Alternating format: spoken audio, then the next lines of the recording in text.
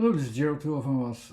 Letters will provide us a clue in which way we can interpret words, and they are giving us so much of a clue that we can analyze this into a structure which is 3 times 3 times 3, almost like a structure in which we are basing ourselves automatically as a balancing out system. This 3 times 3 times 3 can be seen in various ways, but it's always the same principles that makes us realize the kind of distinction that we have, in a way like it can only be 3 times 3 times 3, like you have horizontal, vertical, diagonal, into a cube that is fixed in space, into an extending cube in all directions, or the timing processes that you can say, okay, it goes in that direction, or the 3 times 3 times 3 thing, which is it can move in all directions. It's a geometrical thing as well.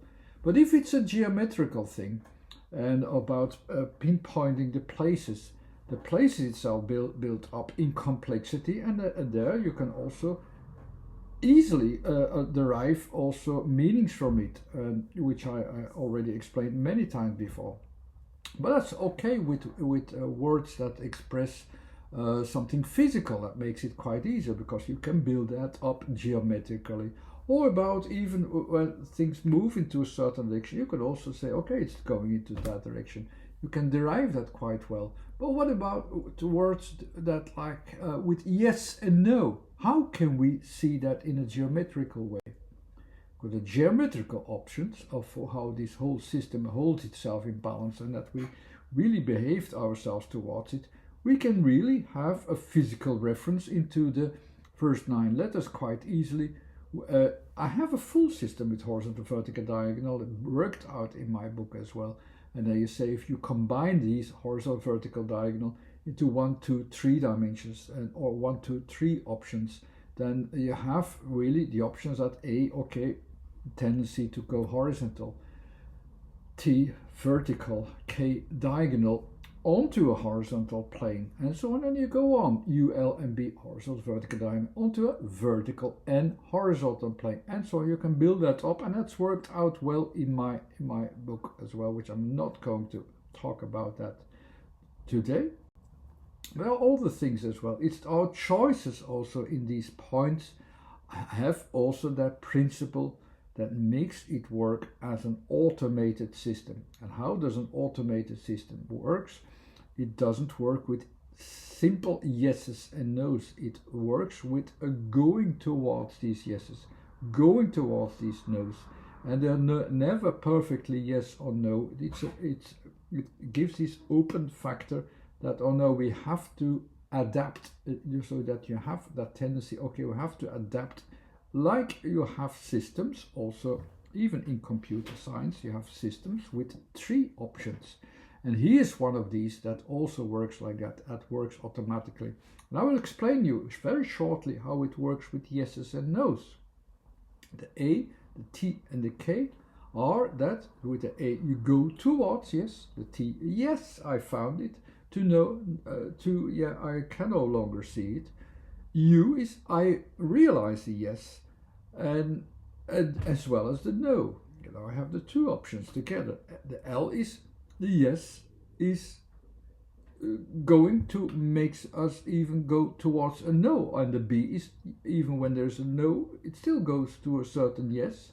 The C is okay, let's go to towards a certain selection actually already, so that we can use it. In M is no, there are things that are changing already, and I can use them. In X is, yeah, things are changing, but they're changing not in benefit of what I'm doing. These points have that kind of balance. Maybe I didn't work it out in perfect sentences, but what I'm explaining is correct. The D and Y, this next level is about timing. So the things that you focus upon are no longer direct upon you on fixed points. They are no longer fixed. They're changing all the time. There's an indirectness there, and that's where you need timing for it. So the not here now at this point will go to a certain point where they are in D. The not and the yes, what is there or what is not there, is working at the same time in the letter N. The Y is, okay, I work towards something that I want, but it's not there yet. The O is like, okay, yes, I go towards something that is becoming. The A is that becoming. And the Z or the W are also about things that are not here yet, but they are also becoming. That kind of balance is quite very quickly made, but it's that kind of balance which should be actually quite interesting to work that out. And I give some examples so that you understand what kind of positions that there are and what they mean actually. So the number T is like the number 1. A is going towards the number 1, but it's not yet 1. It's like A thing it's going towards a yes, like also the number 1.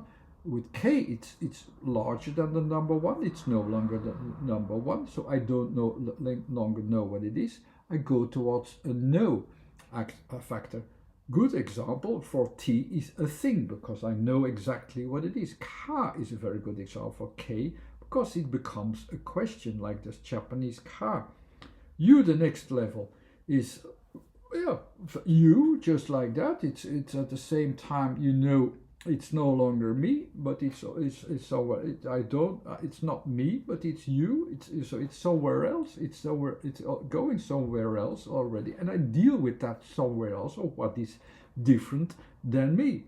The U, of course, is like that. The L is the same. For like, okay, I have seen something that I think is positive, but it will not always lead to something positive. Is with the L, which is also a lust, is a very good example to make that realize that the things are not always as they seem so positive.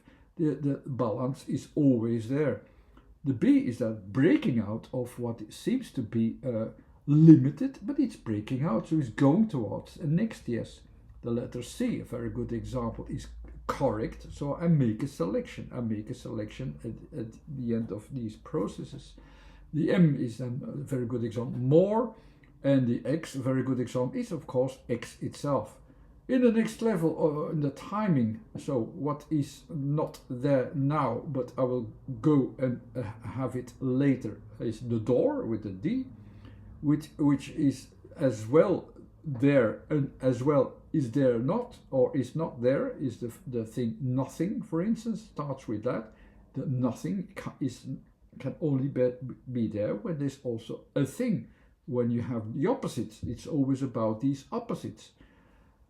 And then the Y is, of course, yes, you're approaching something, but what that you want, but it's not there yet, and that's a realization that it's not there yet. Are very good examples to get to know, realize in which balance it is and how it is balanced out. So how can I approach, how can I understand yes and no with these letters? It's very easy, let's point them out. The yes and the no. Here's the yes already. Yes, okay, let's pick that out. So the yes is, of course, it's you say, okay, I go towards it, but it's not there yet. Although yes is about yes, it's there. So that seems to be a contradiction, but it's not. You approach it very positively, even if it's not there yet. So it's going to figure out if it's there yet. Says yeah, it is becoming.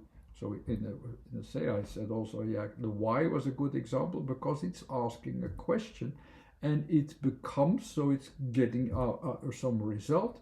And the S, yeah, we have to add also the last couple of categories, which are not about negative or positive, but they are like balancing these things out. A very good example is the Q, is a kind of, very quickly said, about negotiating what is useful and what is not useful. V is about the switching of the material. G is about there's that indirectness as well, that you're going to approach something that you do not know yet, but you will be able to achieve as well. He is that extension outside what you normally can reach. So again, expanding. R is connecting H is excluding, I is limiting, S is extending. So it's the end effect of all of that. And the end effect is that it gets an extension. So even if yes starts with a certain doubt, it's directing itself and it will go to reach that, even in a doubtfulness, it will become and it will have its effect. That's the effect it will get you to say, yes, I have it. No, how does that start there? So there is that balance between yes and no. So it is a realization within this whole system where you realize the opposites of it is there and it's not there. At the same time, it's the same thing. So even if it's there or not there, it's defined. It's defined. Let's go to the next letter. With O it says yes, it will that's what it becomes. So the not is mostly the yes. So you realize here very much that something is not, and that's the thing that will become with no. The thing that is not there is defined in this way.